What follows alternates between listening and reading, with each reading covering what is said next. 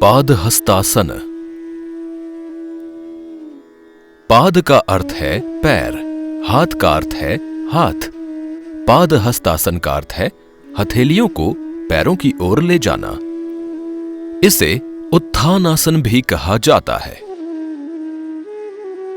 सावधानी, कमर में तीव्र दर्द से पीड़ित व्यक्तियों को इस अभ्यास को नहीं करना चाहिए। पैरों में थोड़ी दूरी बनाकर खड़े हो जाइए।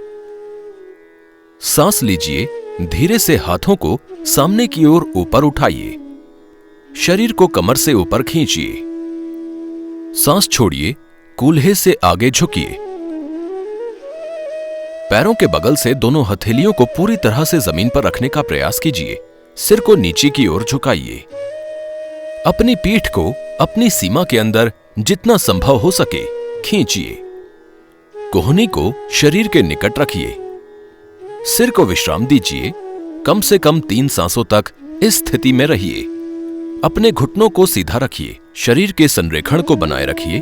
जांघ और पीठ की मांसपेशियों में खिंचाव महसूस कीजिए। सांस लीजिए, धीरे से ऊपर की ओर आइए और हाथों को सिर के ऊपर उठाइए। सांस छोड़िए, धीरे से हाथों को कंधे के स्तर तक लाइए। हथेलियों को नीचे की ओर कीजिए और प्रारंभिक स्थिति में वापस आइए।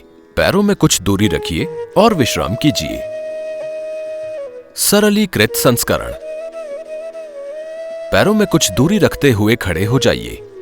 सांस लीजिए, धीरे से हाथों को सामने से ऊपर की ओर उठाइए।